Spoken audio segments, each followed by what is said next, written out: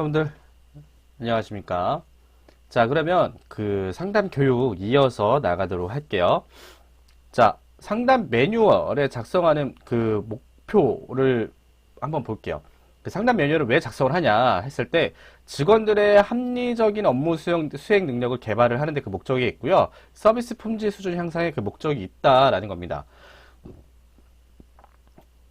자, 그래서 상담 매뉴얼의 개발 목표는 보다 친절하고 정확한 상품 안내와 편안한 서비스를 제공함으로써 고객의 만족 수준을 제고를 하고요. 상품 상담 및 서비스의 체계적 품질 관리를 통해서 실질적인 상담 및 서비스 개선을 유도하는 데 그 목적이 있습니다. 그리고 직원들이 상담 업무에 대한 내용과 절차를 쉽게 이해할 수 있도록 함으로써 서비스 품질의 일관성을 유도를 하고 서비스 수행 능력을 제고를 한다라는 겁니다. 직원에 대한 체계적인 교육 부분을 강화하고 상담 서비스 수행 결과를 평가할 수 있도록 함으로써 회사의 서비스 경쟁력을 강화시킨다라는 겁니다.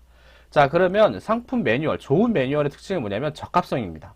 사용자 관점에서 사용 목적에 맞는 정보에 초점을 맞춰서 정리를 한다라는 거고, 자, 실무자용으로는 아주 상세하고 구체적으로 설명을 하고, 관리자용은 핵심 위주로 요약 설명을 한다. 자, 편의성입니다. 기초 지식이나 경험이 없는 제3자가 읽거나 보더라도 이해하기 쉽고 정확한 단어와 문장을 사용을 한다라는 거고, 간결한 문장을 사용한다. 정확성. 사용자의 관점에서 사용 목적에 맞는 정보에 초점을 맞추어 전달을 한다라는 겁니다. 그리고 단순한 사실 중심이 아니라 사실에 대한 분석을 토대로 일반화할 수 있는 요소들을 추출하여 제시를 한다라는 겁니다. 그 다음에 일관성인데요. 내용적으로나 형식적으로나 일관된 흐름에 따라 기술을 해야 된다라는 겁니다. 자, 내용적 흐름은요, 업무 추진 절차나 과정별로 정리를 한다라는 거고, 형식적 흐름은 글씨 크기, 모양, 도표 등 일정하게 사용을 한다라는 겁니다. 검색성입니다. 목차, 개요 등을 활용해서 사용자가 쉽게 필요한 것을 찾을 수 있도록 배려를 한다라는 거고, 해결법은 실제 여행 상품 기획 시 추진 과정에서 겪었던 장애 요인 및 극복 방법을 솔직한 내용으로 정리를 한다. 매뉴얼은 벤치마킹을 위한 좋은 자료이다. 공통적으로 겪을 수 있는 문제에 대해 앞선자의 노하우를 제공을 한다는 겁니다. 그래서 좋은 매뉴얼의 특징은 적합해야 되고요. 편의성이 있어야 되고, 정확해야 되고, 일관성이 있어야 되고, 검색성이 있어야 되고, 해결법이 있어야 된다라는 겁니다. 그래서 이러한 것들을 종합적으로 다 갖춘 매뉴얼이 있어야지만 소비자에게 정확한 정보 전달과 그 다음에 상담원이 정확한 그 상품 정보에 대한 지식을 습득할 수 있다라는 겁니다. 자, 그러면 상품 상담 매뉴얼 활용 방안에 대해서 한번 살펴보도록 할게요. 자, 회사의 목표를 설정하고 달성하기 위한 여러 가지 업무를 배분하기 전에 업무 방향 및 수행 전략을 수립하는 데 활용을 할 수 있다라는 거고, 직원의 자기개발 및 합리적 업무 수행 능력을 개발하는 데 필요한 직원 교육 교재로 활용될 수 있다라는 겁니다. 다음, 담당 부서별 서비스 및 업무에 대한 지속적 관리와 개선에 대한 평가 및 종사원 교육 후에 교육에 대한 효과의 지속성을 점검할 수 있다. 그래서 이 매뉴얼이 실질적으로 상담에 도움이 되는 건지, 직원들의 업무 성과, 업무 능률에 도움이 되는 건지 이런 것들을 다 알 수 있다라는 거고요. 회사 내 부서 또는 종사원 간 업무의 신속 정확한 처리를 위한 의사소통 지침서로 활용할 수 있다라는 겁니다. 자, 그러면 그 여행 상담 매뉴얼의 구성 요소를 좀 살펴보면요. 자, 서론, 매뉴얼의 필요성, 목적, 구성 등이 있고요. 업무 개요, 매뉴얼에서 다루고 있는 업무의 개요. 이 매뉴얼은 어떤 것들 때문에 있다. 뭐 이런 것들이. 그 다음에 단계별, 기능별 점검 사항입니다. 업무의 성격에 따라 단계, 시기 또는 기능별 처리 요령이나 점검 사항을 제시를 하고요. 성공 및 실패 요인 분석입니다. 주요 성공 요인, 장애 요인과 극복 방법을 분석하여 실제 사례와 함께 제시를 하는 거고요. 서식 템플릿은 필요한 서식이나 템플릿의 예시입니다.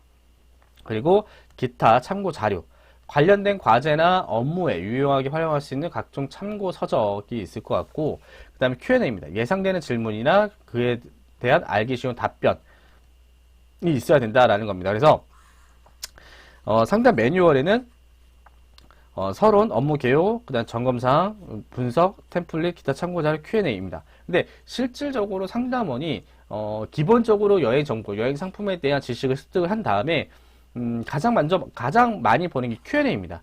예상 질의응답서. 그래서 이 상품에서 고객들이 많이 질문하는 내용들을 정리를 해서 그에 따른 모범 답안지를 만들어서 고객에게 설명을 한다라는 겁니다. 자, 매뉴얼 작성 시 검토 사항을 좀 보면요. 해당 여행 상품 상담 업무의 중요성 및 핵심 사항 등 개요를 기재를 하고요.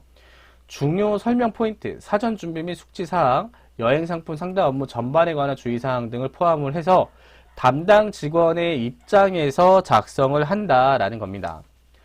여행 상품 상담 시 발생하는 고객의 요청이나 문의에 따른 판단 및 처리 형태의 특성에 맞게 작성을 하고요. 매뉴얼 작성 시 그림, 사진이나 영상 자료 등을 활용해서 시각적으로 호소를 해야 됩니다. 그리고 중요한 핵심 사항이나 차별화된 비교 우위에 있는 요소가 포함되도록 작성을 해야 됩니다. 그래서 타사 대비 장점 이 부분을 적어놔야 상담원이 상담을 했을 때 그게 이런 경우가 있겠죠. A 여행사도 그거를 준다고 하는데 가격도 비슷한데 왜 제가 당신네 회사 상품을 구매를 해야 되죠? 라고 했을 때, 저희 여행사는요, 그 여행사, 다른 여행사들보다 식사가 더 잘 나오고요. 가이드가 10년 이상 베테랑 가이드가 안내를 해드립니다. 이런 것들. 그래서, 핵심 사항들, 그 다음에 차별화된 비교 우위에 있는 요소들을 반드시 그 상담 매뉴얼에 작성을 해야지만 상담원이 상담을 할 때 그거를 보고 답변을 할 수가 있겠죠. 자, 다음. 여행 상품의 변동 발생이나 상담 업무 매뉴얼의 수정 및 개정이 필요한 경우 수정을 용이하게 작성을 해야 된다라는 거고요. 자, 7번. 여행 상품 상담 업무 진행 시 발생할 수 있는 고객의 질의에 대한 적절한 응대 및 답변에 관한 내용을 포함해서 작성을 해야 된다라는 겁니다. 자, 그러면 샘플로 미 동부 나이아가라 8일짜리를 한번 좀 살펴보도록 할게요. 자, 목차입니다. 이게 이제 상담 매뉴얼이라고 보시고 여러분들이 보시면 될 것 같아요. 자, 미국의 간략 개요, 그 다음에 미 동부 대표 상품, 그 다음에 미 동부 상품 선택 관광, 그 다음에 사진으로 만나보는 미 동부 지역. 왜냐면 이 상담원들도 미국을 안 가보신 분들이 있을 거잖아요. 그렇기 때문에 사진으로 이쪽의 관광지는 이렇게 생겼구나, 이런 분위기구나, 이런 것들을 다 알 수 있어야 된다는 거죠. 그걸 사진을 넣어놔야 상담원들도 그걸 보면서 이해하고 상담이 가능하다라는 겁니다. 자, 그래서 미국의 지도를 이렇게 보여줍니다.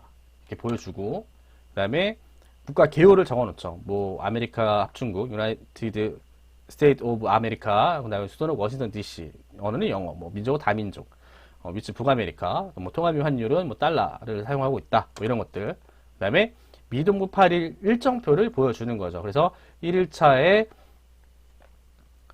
출발하고 2일차에 어디 관광하고 3일차에 어디 관광하고 4일차, 5일차, 6일차 어디 관광하고 그래서 6일차 때 비행기를 타고 그래서 6박 8일 일정에 대한 일정표가 당연히 기본적으로 나와야 되고 다음에 관광지에 대한 설명은 이제 들어가는 거죠.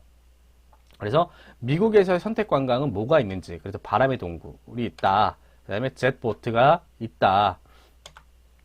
그리고 나이아가라 헬리콥터 투어가 있다. 그래서 이 나이아가라 헬리콥터 투어는 어떤 거다라고 이렇게 설명해 놓으면 소비자가 미 동부 8일짜리 상품의 그 상담을 했을 때, 상담 요청을 했을 때, 이 상담원은 네, 고객님, 그 나이아가라에는 헬리콥터 투어가 있는데요. 여기가 어떤 곳이냐면 헬리콥터를 타고 하늘에서 펼쳐 보이는 그림과 같은 나이아가라 폭포의 웅장한 파노라마는 나이아가라 관광의 하이라이트입니다, 고객님. 그래서 미국의 버팔로, 이리호수, 웰란도 운하, 그다음 수력발전소, 나이아가라 온더레이크의 과수 농장지대 등 한눈에 감상할 수가 있습니다. 그리고 세계 최신 헬기 기종과 더불어서 한국어 안내방송 설명과 함께 폭포 위에서 360도 회전하면서 내려다보는 폭포의 모습은 아마 고객님의 평생 기억에 남는 소중하고 멋진 추억의 관광이 될 겁니다. 이런 식으로 상담원이 고객에게 말씀을 드리는 거죠. 그래서 이런 관광지에 대한 사진들을 이렇게 보여주는 거죠. 예를 들어서 그 백악관은 어떻게 생겼습니까? 라고 했을 때, 아니면 그 국회의사당, 워싱턴을 간다고 했는데 국회의사당은 어떻게 생겼습니까? 그래서 이게 이제 백악관이고요. 예. 이게 이제 국회의사당입니다. 국회. 네, 그 말 그대로 백악관과 국회는 바로 옆에 붙어 있고요. 백악관은 화이트하우스라고도 불리잖아요. 하얀색 건물로 되어 있고 그 옆에 국회도 마찬가지로 하얀색 건물로 되어 있습니다. 이렇게 표현을 하면 되겠죠. 예, 백악관, 그다음에 링컨 기념관 이런 것들. 자, 네, Q&A. 고객이 가장 많이 질문하는 것들을 Q&A로 담아서 모범 답안지를 모범 답변지죠. 모범 답변지를 이제 만들어 놓는 거죠. 어떻게? 이렇게요. 미국 입국 시 비자가 필요한가요? 그래서 비자 면제 프로그램을 이용하며 미국 비자 없이 미국에 입국할 수 있습니다. 단 사전에 반드시 전자 여권을 발급받으셔야 하고요. 출발 72시간 전에 미국 입국 허가 시스템 EST에 접속해서 사전 입국 승인을 받으셔야 합니다. 라는 게 있고, 그 다음에 뭐 미국에서 캐나다 국경 통과 시 비자가 필요한가요? 뭐 이런 것도 질문이 있을 수 있겠죠. 왜냐면 미동부니까. 관광 비자 이외에 비자를 소지하는 분들은 다음과 같은 서류를 준비해 주셔야 됩니다. 시민권자, 여권 및 시민권 증서, 영주권자, 여권 및 영주권, 여행자, 여권, 관광 맞는 비자, 뭐 유학생, 그리고 호텔에서 트리플룸 사용이 가능한가요? 뭐 이런 것들. 그래서 미주 지역은 소방안전법에 따라 비치되어 있는 침대 외에 엑스트라 침대 추가가 불가능합니다. 이렇게 되어 있고, 사전에 항공 좌석을 지정할 수 있나요? 뭐 이런 것들이 또 있을 수 있겠죠. 그래서 그룹의 경우 사전 좌석 지정은 불가능합니다. 라고 이렇게 설명을 할 수가 있겠죠. 자, 다음 미동부 일정에서 추천하는 옵션은 어떤 것이 있나요? 미국 측 나이아가라 즐길 수 있는 선택 관광은 바람의 동굴입니다. 여권 안 느끼면 캐나다에서 즐길 수 있는 시애니 터널이 있습니다. 뭐 이런 식으로. 그다음에 랜드 조인이 가능한가요? 전일점 랜드 조인 가능합니다. 미팅 포인트와 헤어지는 포인트를 확인해 주셔야 됩니다. 라는 건데요. 이 랜드 조인이 뭐냐면요. 보통 패키지는 항공 플러스 랜드가 바로 패키지 여행 상품입니다. 근데 미국 같은 경우에는 이제 현지에서 살고 계신 분들도 있잖아요. 한국인들. 그래서 나는 항공권은 있습니다. 글씨가 잘 안 써지네요. 항공권을 가지고 있는 거예요. 항공권 개별 구매. 그러면 저는 그냥 이 랜드, 그러니까 항공권을 제외한 나머지 상품을 이용을 하겠습니다. 라는 것들을 이제 그 말을 하는 건데요. 그래서 랜드 조인이라고 합니다. 랜드 지상. 예, 제가 지난번에 설명을 해드렸죠. 지상만 저는 이용을 하고 싶다. 지상만 조인하겠습니다. 이런 것들. 그래서 미팅 포인트와 헤어지는 포인트는 확인해 주셔야 됩니다. 라는 것들. 예, 이런 것들. 미주 쪽은 이런 게 좀 많아요. 랜드 조인. 그래서 뭐 한 달 동안 미국 친지 방문하고 한 뭐 6일 정도는 뭐 미국 관광을 하고 싶다. 그랬을 때 이제 랜드 조인을 해서 그 현지 가족들과 같이 여행 가고 미국 쪽은 그런 게 좀 많이 있습니다. 그래서 이런 것들. 그래서 이 Q&A, 그래서 그러니까 자주 하는 질문에 모범 답변을 딱 달아놓고 소비자가 고객이랑 상담을 할 때 이러한 질문들을 했을 때 이런 질문을 했을 때 이제 모범적으로 답변을 할 수 있는 그런 것들. 그래서 아마 많은 상담원들이 이런 Q&A 쪽을 많이 좀 볼 것 같아요. 기본적으로 이제 앞서 미동부 관광지라든지 미국의 국가 개요 이런 것들 이제 기본적으로 습득을 하고 난 다음에 말이죠. 네. 네, 여러분들, 이렇게 해서 상담 교육에 대한 부분 제가 강의를 했습니다. 그래서 아까도 제가 말씀드렸지만 상담 교육은 여행상품 상담사 자격증 과목 중에 평가 과목 중에는 없습니다. 하지만 전반적으로 다른 챕터와 비슷한 부분이 많이 있기 때문에, 그리고 또 시험에서도 이런 상담 교육이 나온 내용도 일부 들어가기 때문에 제가 좀 말씀을 드렸습니다. 자, 그러면 제가 그 브로그로 그 패키지 여행에 대한 정보에 관련된 영상을 좀 보여드리고 이번 시간 마치도록 하겠습니다. 수업 들으시느라 고생 많으셨고요. 끝까지 영상 시청해 주시기 바랍니다. 감사합니다. 여러분, 패키지 여행 상품을 보면 왜 사지도 않은 쇼핑센터를 들어가고 어차피 현지에서 할 수밖에 없는 선택 관광을 기본 일정에 포함시키지 않고 왜 추가 금액을 내고 이용하라고 하는 것인지, 이거 여행사가 너무한 거 아닙니까? 라고 생각하시는 분들이 많이 계실 텐데요. 그 마음 저도 충분히 이해가 갑니다. 그리고 그러한 오해를 만들게 한 여행사들에 대해서 참 안타까운 마음이 들기도 합니다. 여행사에서 패키지 여행 상품을 만들 때 어차피 현지 가면 해야 하는 관광을 왜 선택 관광으로 넣었는지, 그리고 쇼핑센터는 왜 들어가는지에 대해서 오늘 설명을 해드리도록 하겠습니다. 먼저 선택 관광입니다. 패키지 일정을 보면 추천 선택 관광이라고 리스트를 볼 수가 있는데요. 여행사에서 상품을 만들 때 이 일정을 포함을 시키지 않고 추천 선택 관광을 넣은 이유는 크게 두 가지의 이유가 있습니다. 첫 번째, 노출되는 상품 가격을 최대한 저렴하게 보이게 하기 위함입니다. 선택 관광을 일정에 포함을 시키면 당연히 원가는 올라가겠죠.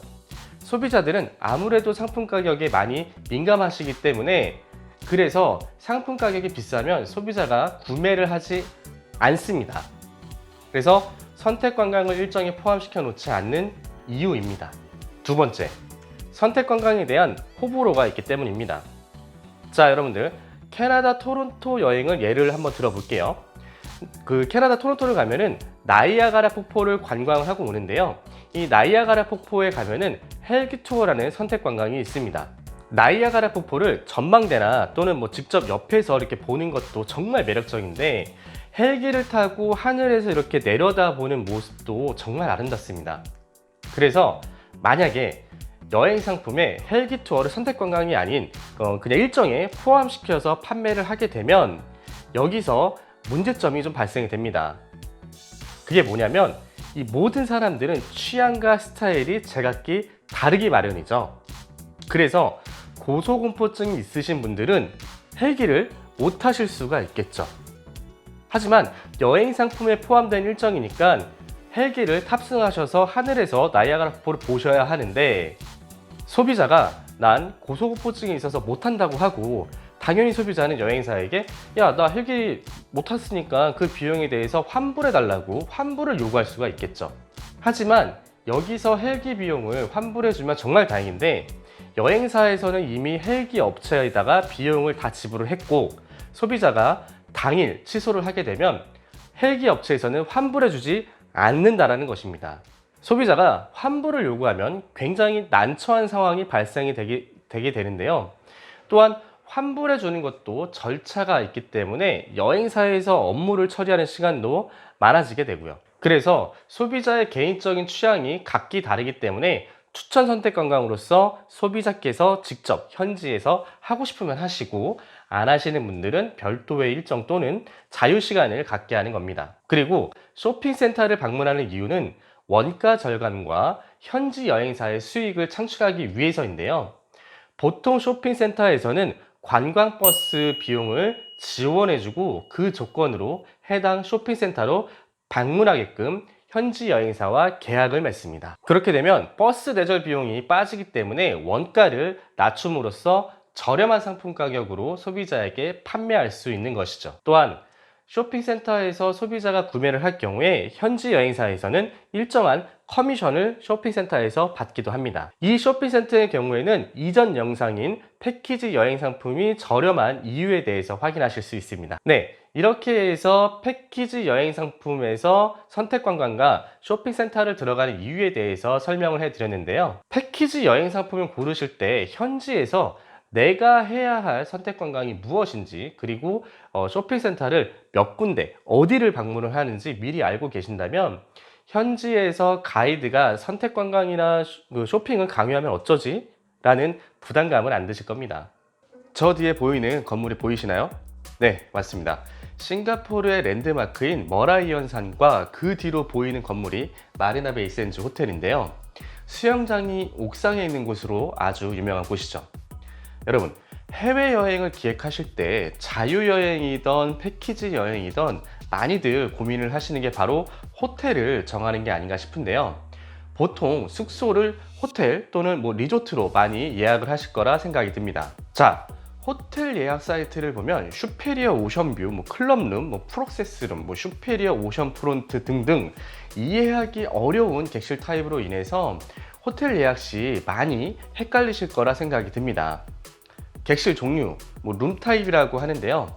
오늘은 호텔의 룸 타입이 어떤 것들이 있는지 기본 개념에 대해서 살펴보고 호텔 예약 시 도움이 되고자 합니다. 먼저 호텔 룸 타입은요, 객실 크기와 객실에서 바라보는 밖의 모습, 다른 말로는 뷰라고 하죠. 이 두 개로 구분이 될 수가 있는데요. 그럼 우선 객실 크기에 대해서 살펴보도록 하겠습니다. 객실의 등급은요, 크게 스탠다드, 슈페리어, 디럭스, 스위트룸이 있는데요. 스탠다드 룸은 그 호텔의 가장 기본적인 객실을 뜻하고, 슈페리어는 스탠다드보다 좋은 객실, 디럭스는 슈페리어보다 좀 더 좋은 객실, 그리고 스위트룸은 아주 좋은 객실을 뜻합니다. 그래서 객실이 좋은 순서를 살펴보면은 스탠다드, 슈페리어, 디럭스, 스위트룸 순으로 좋은 객실이라고 보시면 될 거고요. 그럼 좋은 객실인데 과연 뭐가 좋은가요? 라고 질문을 하실 텐데요.